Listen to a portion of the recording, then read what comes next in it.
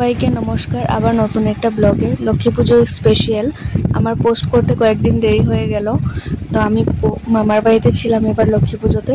তো চলো দেখাই তোমাদের সাথে আমার মামার বাড়িতে কিভাবে লক্ষ্মী পুজো হয়। ছোট ছোট ক্লিপ আমি নিয়ে নিয়েছি। তো এই যে দেখো, রাত্রেবেলা আমার দুই মামি নাইকল কুড়োচ্ছে, নাড়ু বানাবে, অনেক ধরনের সন্দেশ, মোয়া এগুলো বানাবে।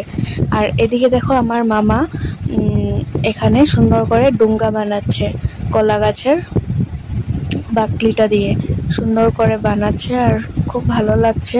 আর এদিকে দেখো আমার বোনেরা, মামিরা সবাই মিলে এদিকে নাড়ু মোয়া পাকানোর জন্য সবে বসে পড়েছে।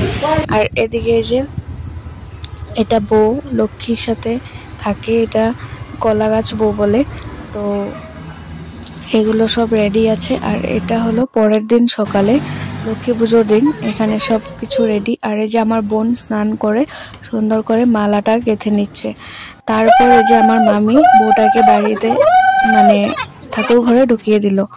তো আবার মামি আবার পুজোর জন্য নাড়ু মোয়া বানাতে স্টার্ট হয়ে গেল।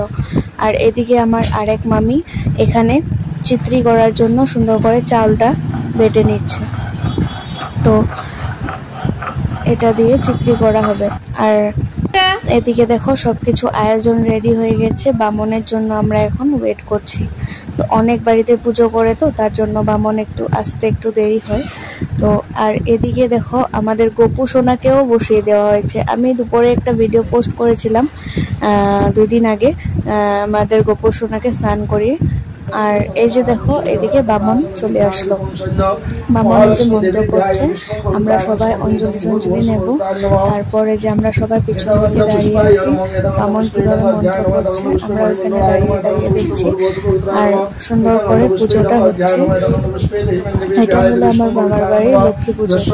আমি সবগুলো ক্লিপ তো নেওয়া তো সম্ভব না, কখনো কখনো নিয়েছি, যোনগুলো আমি নিয়েছি ওগুলো আমি অ্যাড করে দিয়েছি। আর বাকি কতগুলো মানে ক্লিপ নেওয়া ছুটে গেছে। এগুলো আমি সম্পূর্ণভাবে তোমাদেরকে শেয়ার করতে পারিনি। তো যতটুকু দিয়েছি আমি ছোট ছোট মাঝে মাঝে আমি ক্লিপগুলো নিয়ে তোমাদের সাথে একটু শেয়ার করে দিয়েছি।